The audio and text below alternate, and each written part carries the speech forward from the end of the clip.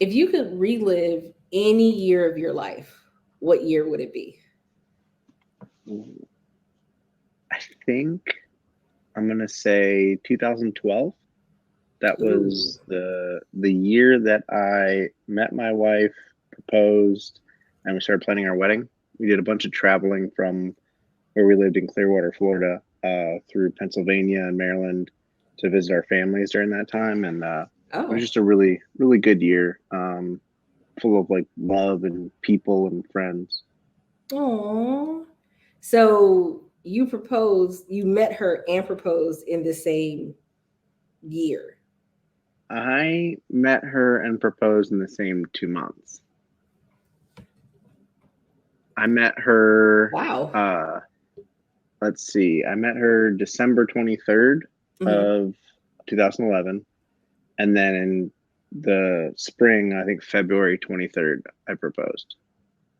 So, Oh, that's like um, right before spring. You're like, yep, no, I already know. We don't need to go through all four seasons. This is fine. yeah, we were just like okay, and then we got married in May of 2013. Oh, you got married the next year. We did Yeah. have a long engagement, so there was chance to back out if something went wrong. But you know, Well, that's good. I oh, mean, you're all still together and you seem to just be great. So I'm look, if you like it, I love it. Like that's great. Thank you all for tuning in to another episode of Take a Space podcast. I'm your host Leah, and this week I am joined by Nathan. Thank you so much for being on the show. thanks for having me. Please go ahead and introduce yourself to the audience. Well, my name is Nathan Logsdon. I am active duty Coast Guard. I'm a helicopter mechanic, and I have a side business or Instagram page that I like to use as an outlet, and I do woodworking. Well, thank you. It's it's interesting because I have been watching woodworking videos more often than not to go to sleep. Like I don't know what it is. It's so mesmerizing about someone just taking a blank slate and turning it into something really cool at the end of it. It's just like so relaxing to me. It's It's just a very beautiful thing. satisfying. Yes, it is. So in this series, we're talking about being a jack of all trades, and you seem to do a lot. Have you always been a person who's just like, I'm here, there, and everywhere? Yes. I'm probably that one kid in school that you knew was like ADD and just bouncing all over from project to project. So are you the kind of person you start one project, finish that project, then move on to the next one, or you start like 14 projects at the same time?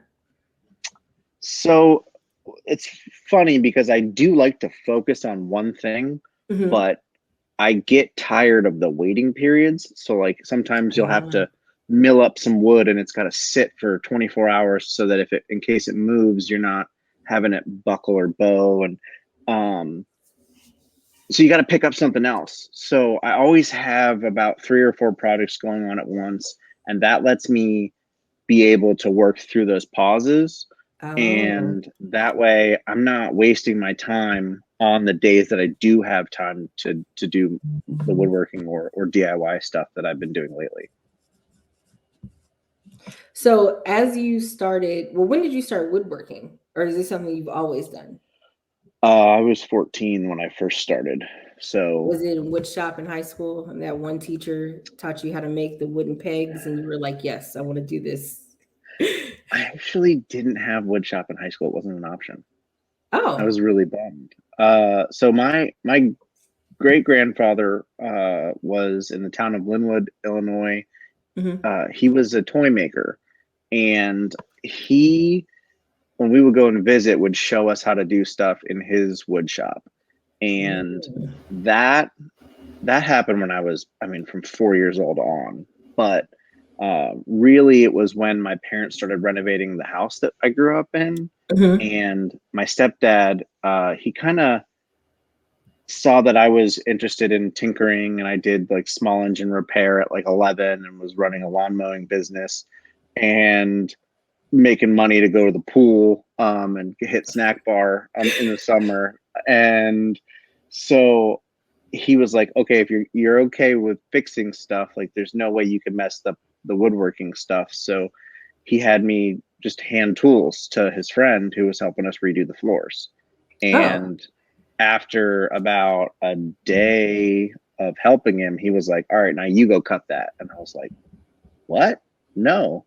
He's like, yeah, you cut it. He's like, measure it and cut it and see what happens. And I measured it and I cut it and it was too short. And he was like, okay, this is what you did wrong. He's like, you didn't account for the blade width. That's 1/8 of an inch. Now go back and cut the next one. Cut the next one, and it was too short. And so I was like, oh, okay, I'm gonna get in trouble. You know what I mean? I'm wasting material. And he's like, no, we'll use those pieces later down the floor. And I went and cut it the third time and it was spot on. And so from then on, I was just kind of like, okay, like measure twice, cut once, like that's a thing, got it. right. And from then on, we moved from doing floors to doing drywall, tiling. I was 15 years old, tiling bathrooms by myself, cutting tile with nippers, and like it was a like a I guess it was like a trust exercise with my parents, but they just kind of saw that I was doing okay and went, he's better at it than we are, so let him do it. And they they gave me an allowance for it, and I used the money to go, enjoy my downtime throughout high school. So um, I just kind of picked up everything that I could. We had another friend that was a mechanic, and I every time something was wrong on my sister's car or my stepdad's car, he'd go over to his house and he'd be like, "Hey, you're coming with me to Jim's," and I'm like, "Okay." And we replaced an axle. We replaced or we tightened up brakes or whatever it was, and it just wound up being every time something went wrong, I went to go learn something from somebody. And I think my parents saw that I was always kind of bored and didn't have any interest in school. And they were like terrified, absolutely terrified. They're like, he's not going to college.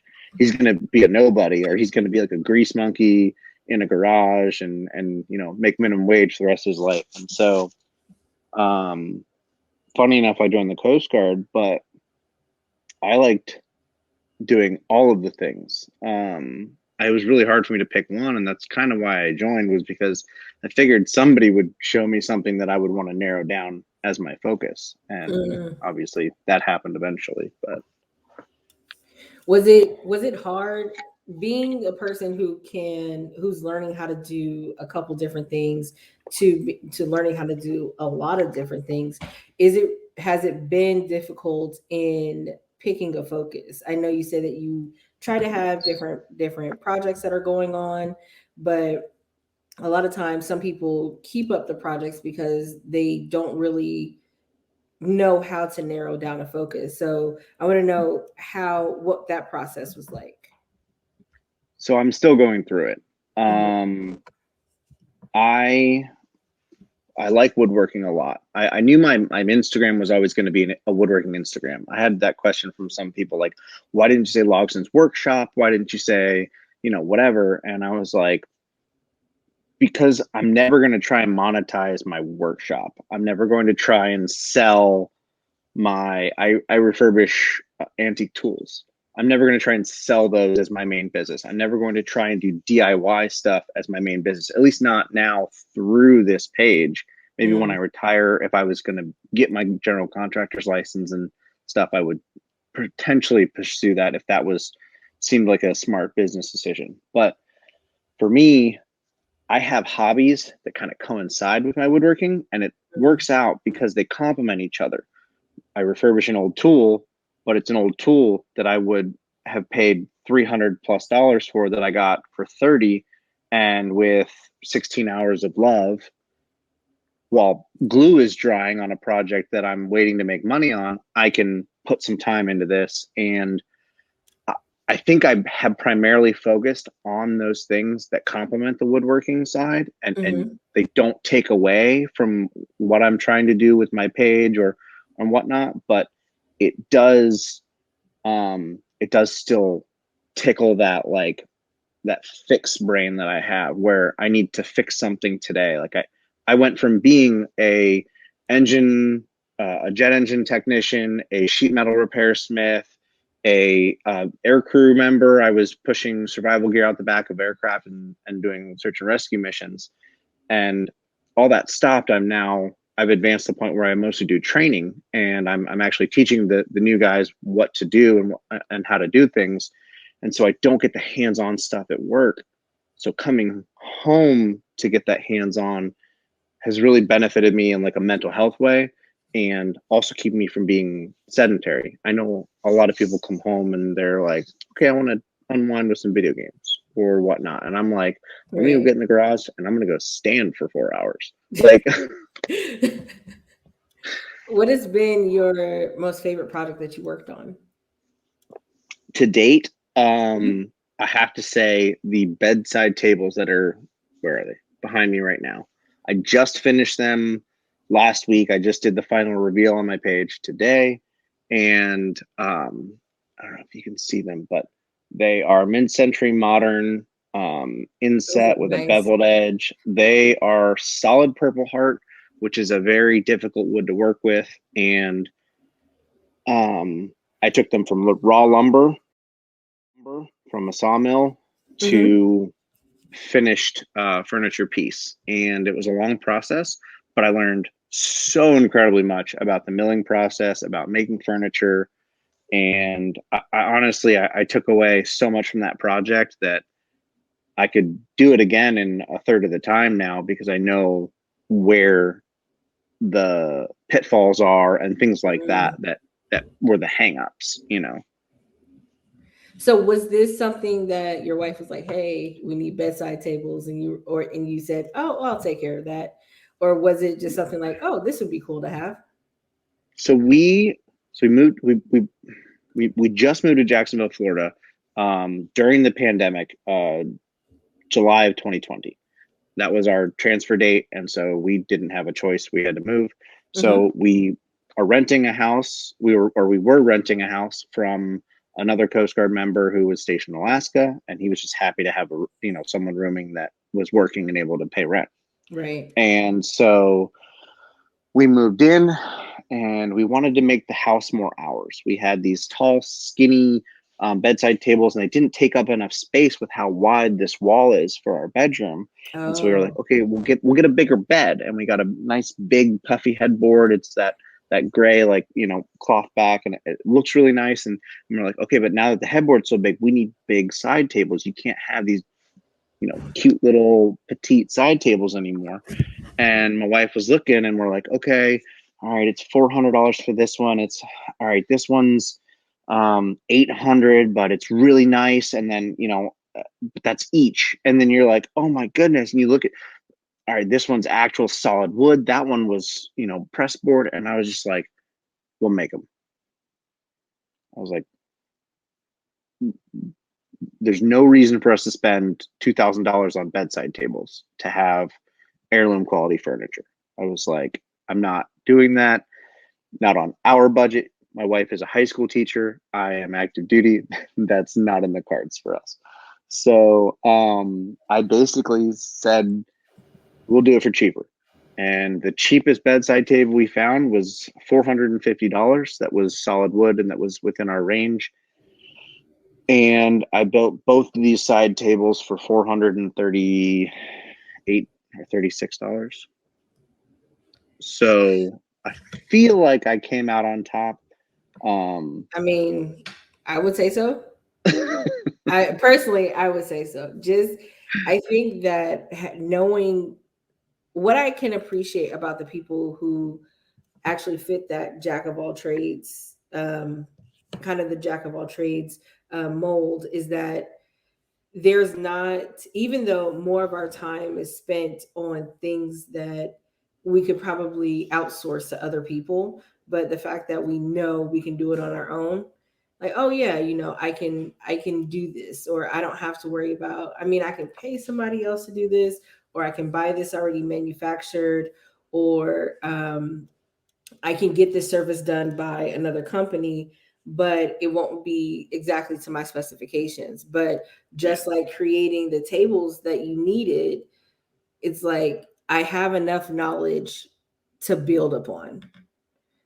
And so and I think that's something that a people that I feel some people don't really do, is take advantage of the opportunities that have been presented to them.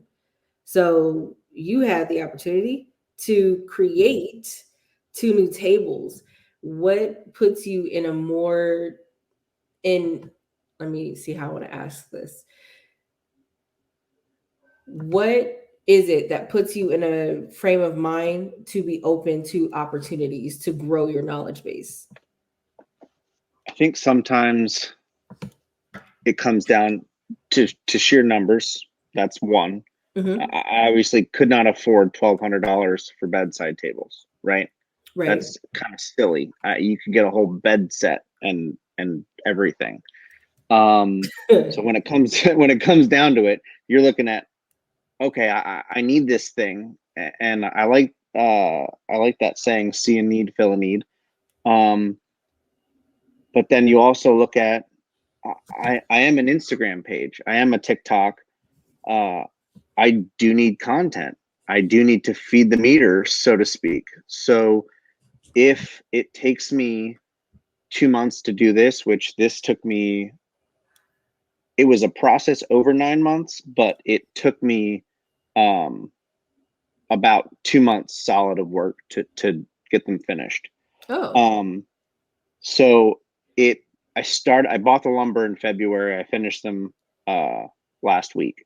So it was a very long period of time, but we had to prioritize. We actually bought the house in March, and that was again where the numbers came in. We just purchased a home.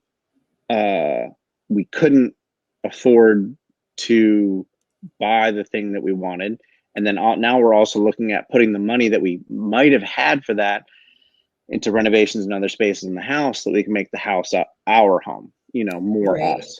Right. So uh, I looked at it like, okay, I built a box before. This is a box. I built drawers before. I've worked with hardwoods before. Let's put it all together, because one day I'm going to Mm. have to do it. And I don't want the first time I have to do this to be for a paying customer. Ooh, So can you that's a good imagine? point. Uh, I got this lumber very, very cheap from a local lumber source because it was rough cut, and I obviously benefited from those savings immensely. If Mm-hmm. I had bought it pre-processed, the lumber would have cost me around $800, but I got it for 225. So Mm. like that ability to say, I'm going to take it from the start instead of where I could get it now, like I'm going to learn the whole process, and I'm going to document it, and then I'll remember it, and then I'll have it to look back on for me.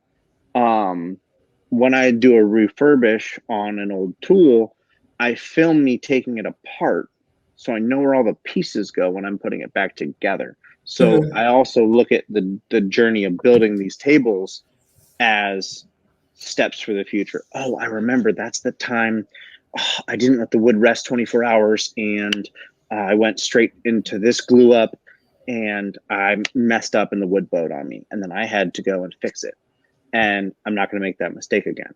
So those are the types of situations where if I had done that with a project where I had paid $600 for lumber and I just botched half of it, now I'm Mm. out $300 on a project. I can't come back from that, but I've already made that mistake with my own thing. You know, I'll know where every imperfection on these side tables is and ever will be. But nobody else, except for another woodworker that I might show what I messed up to teach them Mm-hmm. not to do what I did, is going to notice those mistakes. And that's the big thing for me, is taking an opportunity for yourself to do something allows you to learn in a way that's so much more meaningful than, yeah, I paid a guy, he did a really great job, or that lady, she's the best woodworker I know. send it to her. A friend in Michigan, she makes incredible stuff out of walnut, and I'm just always floored. The projects are twice the size of her, and I'm like, I could never do that, you know. So I basically, I wanted to get into that. I wanted to have that opportunity to try, because now I can say I can build you that.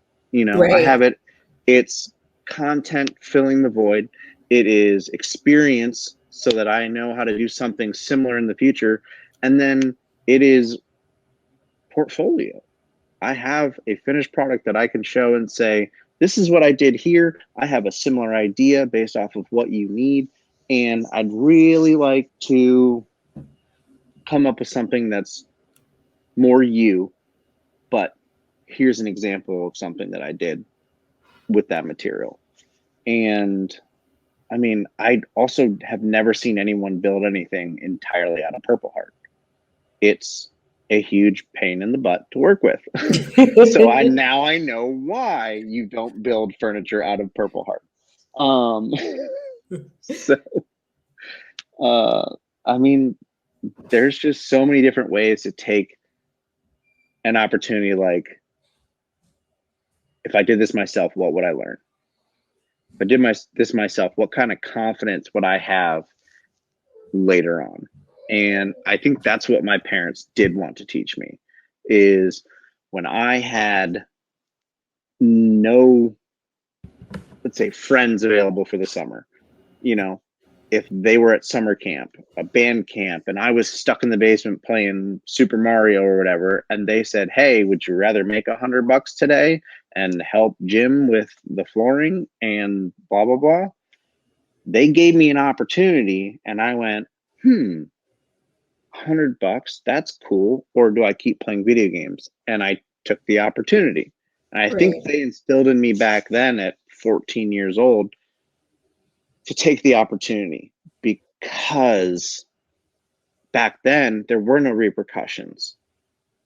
Worst case, I still got the $100 and I still learned something, and I may have messed it up a whole lot, but I always had an opportunity again and again and again. And I think that benefited me more than I think I realized until I just said it now. That it gave me a foundation for wanting to learn something new, because I know that later on I could use it.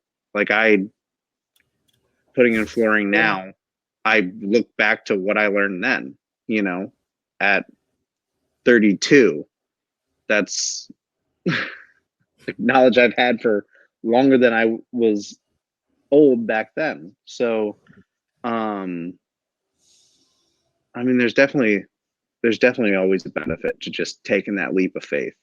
As long as you have the Right. ability to, save yourself from, it's not like a financial ruin situation where you're like, oh, I only have to put $20,000 down and I could learn this. No, that's obviously a weighing of the pros and cons and a Oh, whole other topic. But, if it's something where I have this material and I'm going to do this thing and crap, right. I messed up along the way, I think the good outweighs the bad there for almost everyone. But But then also, like you said, you have to be open and available for that opportunity to learn. So there is a chance that you could fail. mhm. And sometimes that can scare people off of just like, oh man, what if I mess up? Because, and especially in the mental health space on social media, a lot of people talk about how when they were younger and they messed up, it was like world ending. I think you wind up giving yourself grace. Um, a lot of the time with Instagram, people love seeing the transparency. When you mess up and you share that, you wind up having a super huge connection to, let's say, 5% of your followers. Yeah. I get, if anytime I say I messed this up, this is what I did wrong, please learn from this, I get 3 or 4 DMs within the first hour saying, thanks for sharing that. I'm actually about to tackle that project and I didn't know that was a possibility. Or they would say, I totally messed that up too. I'm glad I'm not the only one. Thanks for sharing your screw ups, because it makes me feel better about the times that I mess up. And a lot of people don't post that. A lot of people have this polished, pretty, this is my mood board / Of course. Instagram feed. And you want to talk about my ADD past. You look at my page and you're like, what is he doing today or this week or month? Like, I zip and bebop around more than I can, even think about, with the exception of most of this Purple Heart stuff that I just wrapped up. But I'm usually I'm doing wire shelves up in the closet upstairs. I'm painting in the closet here. I'm doing a knife block for my dad in the garage. I have, so there's always something going on, because while something's drying, while paint's drying, while I'm waiting for the wire shelf that I just cut with the Dremel tool to cool down, I don't want to touch it right now. There's always some form of, I can go bounce to something else. And I just want to use my time. Time management is the worst. Time management is the one thing that I don't think they teach you well That enough is so ever. true. Yes. They Oh, time, I mean, people tell you to manage your time. They tell you to prioritize. They tell you that you should make time for XYZ. But it's never how do you do that? And yeah. I like what you said about working through the pauses. So if you have a pause in projects 2 and 5, you can tackle 1 and 3, maybe not simultaneously, Yeah. but you can at least do something in the in between.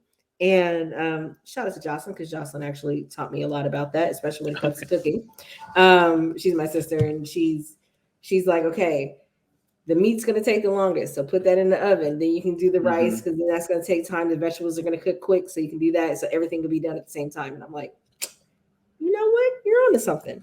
But she's a classically trained chef. So, Awesome. um, but I like that you said working through the pauses, because sometimes, and I know in my mind, I get so overwhelmed by the thing that I'm doing, I will sit there and watch the paint dry just to make sure, okay, is it drying? Okay, it's a little bit drier than it was 10 minutes ago, so I think it's doing the thing.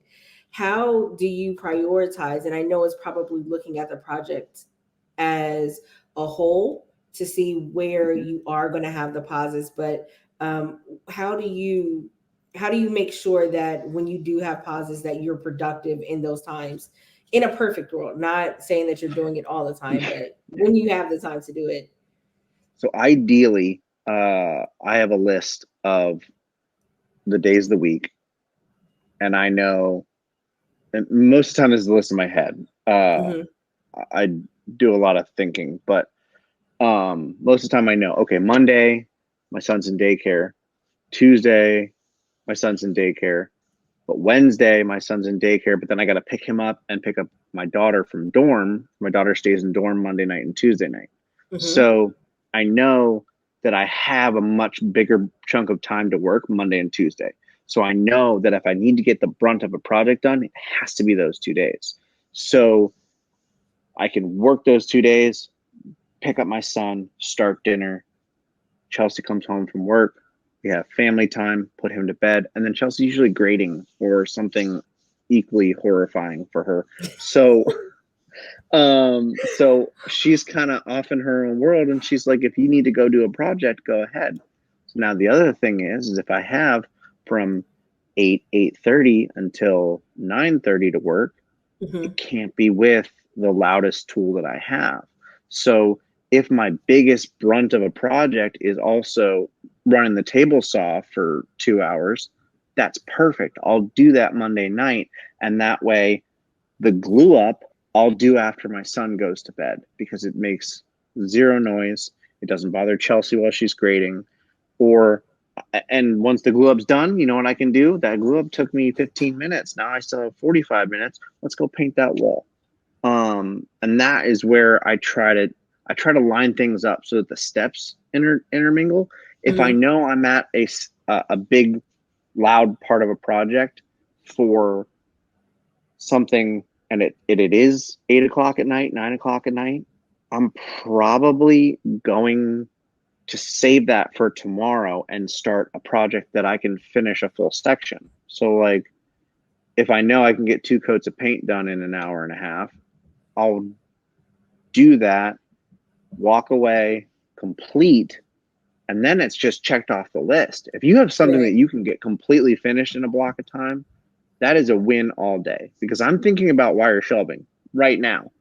I know that if I was to get off of here talking with you and go into the garage, I could go get half of it done. That's not good for me to do half of a project, because I'm going to then have to chunk out time to get the Dremel tool back out, get the other shelf, cut that other shelf, and then, so I would rather wait and paint the chunk of the wall that I missed and have that completely done. And then tomorrow I will do the wire shelving all at once and have it completely done. So my time management really revolves around, can I check off a full block, and can I get to a stopping point that allows me to pick up another project or pick up this project without like an issue. If it's a glue up, it's perfect, because I know that I won't be able to touch that for 12 hours. That's a perfect amount of time for something to glue. But if it's cutting 4 pieces when I need 8, I'm going to forget something. I might mess up a measurement. I could bump my saw and have one piece be cut 1/8 of an inch larger or smaller, just because I messed up that little increment. And, I've made enough of those mistakes because I've been woodworking since I was 14. So I don't even remember what the math is on that. 18 years. So woodworker is terrible at math. I'm also dyslexic. So I had to be really careful with my Well, if that's measurements. not the oxymoron, oh my Yeah. goodness. So I am the epitome of measure twice, cut once. I will measure 5 times, cut wrong still. So that's another reason why I can't be distracted, because if I know that I'm cutting something that's 33.5 inches 3 times, that Right. fourth time, I may or may not cut the previous measurement, even though I know for a fact that I have a new measurement. It's just, that's my brain. So Well, I mean, it's important that you know yourself well, especially that especially when helps. you're doing more projects. I can't work like you can't work like me. Mm-hmm. We have to know ourselves well enough so that it's like, okay, well, I know I work best at night, but I also know everybody sleep at night. So Mm-hmm. if I'm whether I'm recording or editing or gaming or coming up with a new project or whatever it is, I know that there's there are certain things I have to do in the day, and there's other things that I have to do while everyone is sleeping, just like you said. But it's also knowing what I'm going to be the most alert and awake for, so that I don't have to go back and, did I do this the right thing? Was I focused? Was I here in the moment? Did I see the edits that I needed to make? Do I have to make any changes? Like, those are the types of things I think sometimes some people may miss, is that you can't outwork your bad habits. You got to figure That's out what solid. they are and really work with what you like. Sometimes for me, people will tell me, "Oh, study like this, do this thing like this," and I'm like, "Yeah, that doesn't work for me." I have to. People are like, "Oh, wake up before 5." I am not a morning person, no matter how much I try to be. At 10 a.m., that's the pocket. If you want to get me Oh yeah. after 10 a.m. But it's that, oh, you got to wake up like the millionaires wake up before 5 a.m. And it's like, okay, but I also don't have their bank account. So I'm not going to have their sleep schedule. Yeah. So yeah, no. But knowing yourself, I think, is a great step in this process of, just especially if you're considered like a multi-toggle task person, where you're Mm-hmm. just like, okay, I'm going to toggle between multiple tasks, and I know that I work best under these conditions. So how can I kind of create those conditions to make sure that I produce my best work, especially if you're doing it for money, you have clients, Mm-hmm. I would hope. Yep. Yep. Time management is really important when you're on a paying job, because if you're taking 2 hours to do something that should take you half an hour, now your pay per hour just got cut into quarters. And so I can't tell you how many times I thought a job was going to take me a certain amount of time because I've done something similar. And then, like, talking about comfort zones, I was hesitant to proceed with steps before I absolutely knew what was going on. And then I would call a friend and get, and by the time I was confident in the move, I had wasted half of an hour, and that's a long time. That's, as long as I had been working on the project to that point. So now it's taken me a full hour to do something that really only took me a half an hour. And if you were paying yourself as an employee, you'd be looking at that person like, what are you doing? You weren't Right. doing anything for half that time. I'm not paying you for that. So I think it's important to know how long it takes you to get comfortable being comfortable. Like, if you are not the type of person that can jump right into a thing, you have to account for that time, especially if it's with a client. That's a good Obviously, you point. can't say, well, I have to charge you $2,000 for this because the first set of Purple Heart tables took me 9 months. It's going to cost you $2,000. Realistically, with the amount of work I did, it would probably cost that. But if I had half the knowledge that I have now, I could have streamlined at least 3 of my processes, and I would be able to shave off probably $400 from that price. And that's a lot of time and money to charge somebody for you working on you. And that's another reason why it was important that I took this job for us. And getting to understand how you handle failure. One of the nights I glued up, so there are 2 9-inch boards that are glued together in the middle, and I did as best as I could to match grain and everything. So you realistically can't tell that much unless you're really looking for the seam in the middle. Well, when you marry 2 boards together, where's the camera? It gives the opportunity for the wood to curl one way or another. We call it bowing. And the way it works is usually with temperature change or humidity change. And I glued up all the boards. They sat overnight. Everything was fine. Came out the next day, and the temperature had changed in the shop. I was working on, like, my lunch period of time was when I did the glue up. Everything was great. I got the extra glue off, looked at everything, cool. Well, at lunch that day, it was 60 degrees, which is great for glue up temperature. But overnight, it dropped down to like 40, and 20 degrees of temperature difference and loss of humidity caused the boards, and it was about half of them, to bow.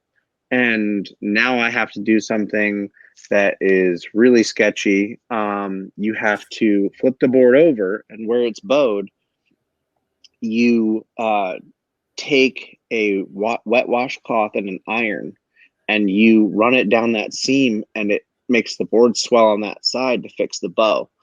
Well, working with material that I had spent approximately 15 hours processing, and the $100 worth of material that it was, that's, if this was a paying customer now, I'm like panic mode. Obviously I'm annoyed at myself because I should have known that the temperature was going to drop. I didn't look at the weather, but it was in the spring. So things like that, I will always bring my glue ups in the house now. There's not even a smidgen of a chance that I will leave that much, we'll say, money on the table. That's a gamble in itself, to just like, yeah, it'll be fine. Well, no, I had to spend another 4 hours fixing all my boards, And then I had to let them sit again. I brought them inside after I fixed them, but I had to let them sit again to make sure that they didn't rebow. Because if they rebowed after I did a glue up, you can Mm-hmm. literally crack your wood, and then now you're out 20 hours and hundreds of dollars. And so Oh, things like that, you're looking at like understanding the process, learning how to learn, and you're learning how to fail. I think that's something that we also don't talk about enough is learning how to fail. I have a background in like some weightlifting and rock climbing, and you have to plan to fail in those both of those sports. Rock climbing, you are literally gambling on whether or not you're going to fall, and you're betting on where you're going to fall because you're outdoors holding onto a boulder per se, or cliff face. I did a lot of climbing without the rope where you're only climbing about 8 to 10 feet up, but you're doing more difficult problems. mm-hmm. And if you're moving 3 feet to the right or 3 feet to the left, you only have one or two crash pads. You have to know where you're going to fall and plan to fall properly. And Right. so same thing with weightlifting is if you're doing really heavy back squats or bench press, you have to know when you're at your breaking point and when you might make a mistake because you have to know how to get out of it, right? Very Have a true. spotter, or with back squats, how to get out from underneath the bar and not hurt yourself. So I think a lot of those principles apply to woodworking and learning and creating because, I mean, even artists, what happens if I make a mistake here? What do I do? You know, I have to do that. I've refurbished a early 1800s desk, um, or well, it was 1700s. And actually, the reason I found out how old it was because there was a stamp from 1709 in the desk, but Mm. it was a desk that had been damaged by movers, and I had to basically pretend that I was the one who did this damage and how to fix it. And so I'm mixing stains, and I'm like, okay, you know, this is something that's good to know for the future. If I mix this stain with this stain, it actually comes out a little bit more of a purplish red. And if I mix this stain with this stain, Mm. it's it's really a nice deep brown, and I like that for mimicking walnut. And so those are things that are really important. Because it's really difficult to match an old stain. I made a 100-year-old piano into a bar, like it flipped down in the front. I took all the guts out, and it was kind of like a prohibition style bar. You'd just think it was a piano otherwise. And I had to match the Oh. stain, and the stain was this like slightly purple tinted, and I'm like, I've never seen a stain like this before. And I was like, I had this one kind of a reddish, and as soon as I painted it on, it was the perfect color match because it brought out the color that was in it. So like things like that, you have to experiment. You gotta, what is it? You want to make an omelet, you gotta break a few eggs, Mm-hmm. is the expression. It's the same thing where if you don't ever try, you're never gonna learn. And I think that it's really important as maybe looking at it as an artistry. You got to experiment, you got to Right. see how to go through a process. So I think there's so much learning to be had in being a jack of all trades. You have got to just, I'm gonna try that, I'm gonna try that, I'm not good at that, let's not do that again. So It's just as important to know your limits, and it's just as important to know your limits as it is to be open to opportunities.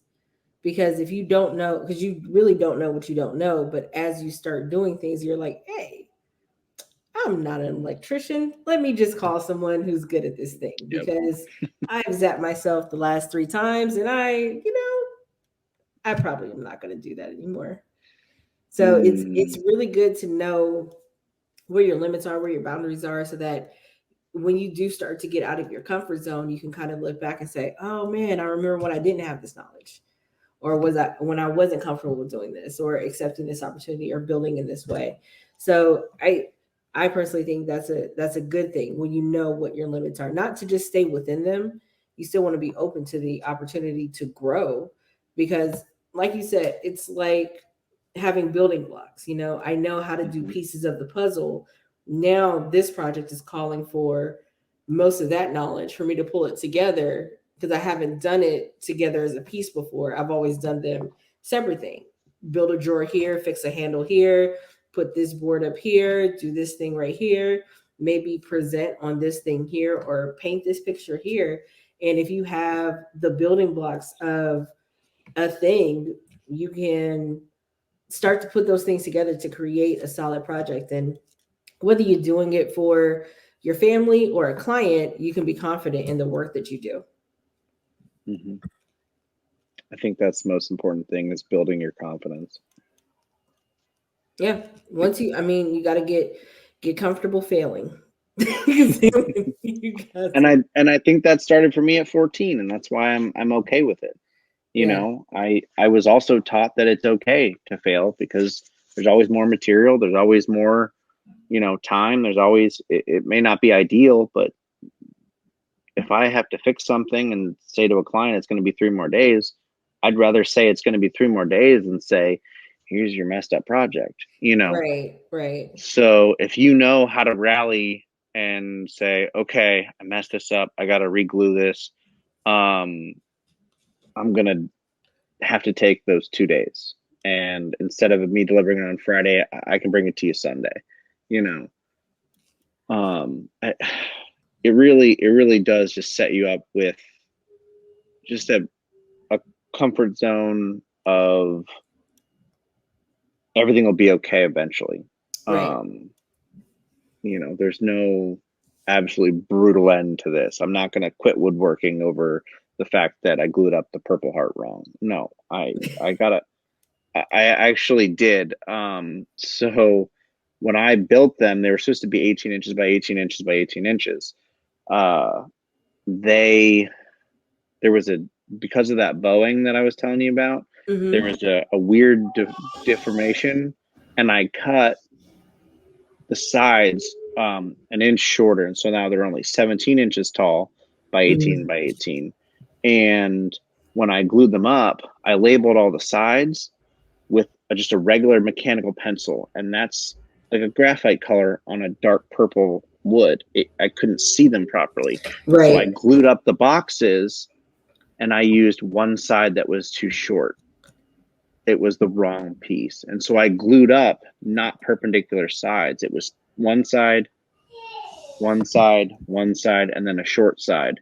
And so it glued up like this, not that extreme, but it was glued up at an angle here. And I was like, why can't I get this square? I had no idea what was going on. I thought the whole wood piece was bowed. And until the wood was dry, I figured it out. So I had to get a rubber mallet and a block, and I had to knock the table apart. And I'm telling you, I was swinging this mallet like my life depended on it.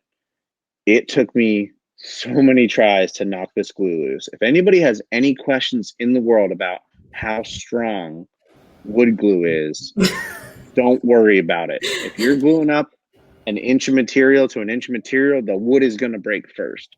I promise you. And so luckily the glue was like still like not quite 100% dry, Mm-hmm. and I was able to knock it apart and clean it up with a chisel and then glue the right pieces back. But like that set me into a absolute panic attack when I realized what happened. So I'm like measuring and measuring and measuring, and I went, oh, this is only 17 inches. That's 17. That's 17. There's three 17-inch pieces here. And obviously, I figured out a way to fix it because did I have any other choice? You know, so Mm. when you come into a project like this, it's going to happen. Something's going to go wrong. It's your first time doing it. You know what I did? I went and bought a pencil that has a white lead. And so now when I draw on walnut, bloodwood, purple heart, it shows up vibrant white. And I know that T that says top and that S that says side I will never confuse those again, because I know for the future that I messed that up that one time, right? A Right, $10 right. fix, a $10 fix. That's all it was. And I have a mistake that I have learned from, hopefully forever, you know. It's so in the moment, I know I get frustrated. It's almost infuriating. It's like I know I did this thing. How come it's not right? And you know that you took the steps. You Mhm, know you measured 45 times, you cut the thing, you did the thing, or you wrote the thing, or you painted the thing, or you recorded the thing, and it's still not right. And then once you mhm, realize that it's like, oh, this small mistake, or because of this misstep, or because of a lack of forward thinking, this thing was missed.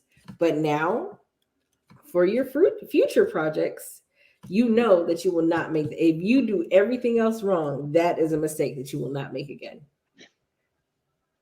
Like that's why it's like you just have to be open to failing, one, and two, learn how to process your failure as an opportunity to get it right the next time.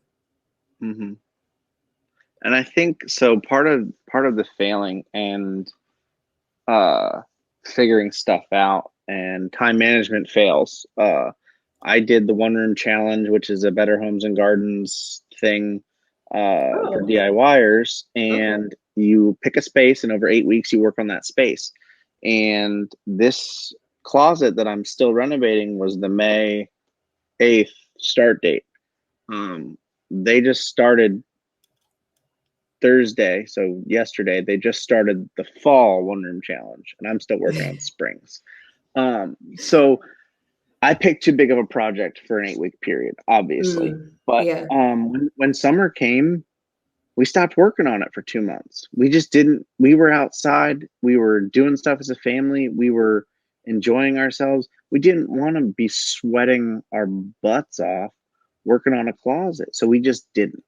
And it's okay to do that. And I think more people need to see that stuff Hmm. and normalize pivoting and normalize putting a project aside for another project, which is why I put the side tables aside the first time, was to Hmm. do the closet, and then to do summer, and then to do back to the closet, and then I finished the side tables.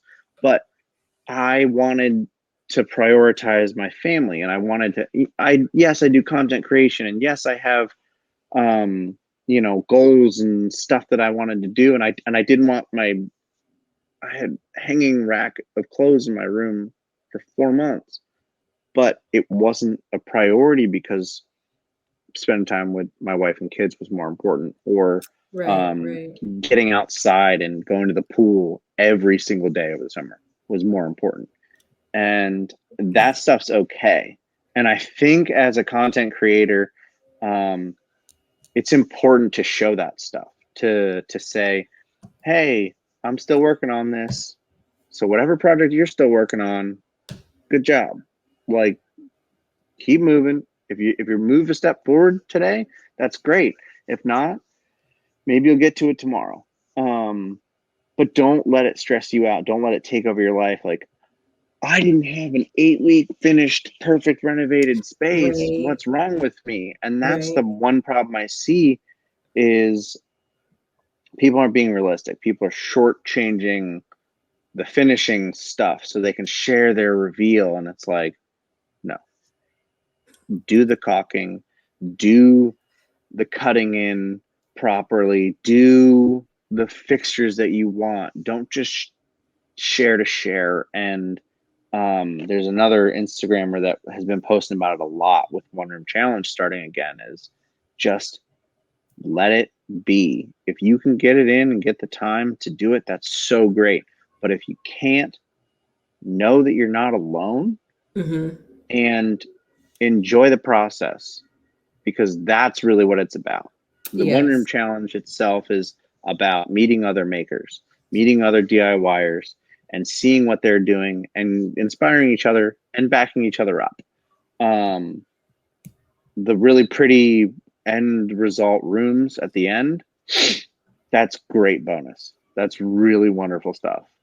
But we're all learning through each other, and that's way more important. It's more important to me, especially with the Instagram community, is having a friend group that I talk to regularly, knowing that I'm gonna see my friends' posts. Hey, what are you up to this week? Oh, I'm working on this. Cool. When will it be done? It'll be done on Friday. Oh, sweet. I can't wait to see when you post.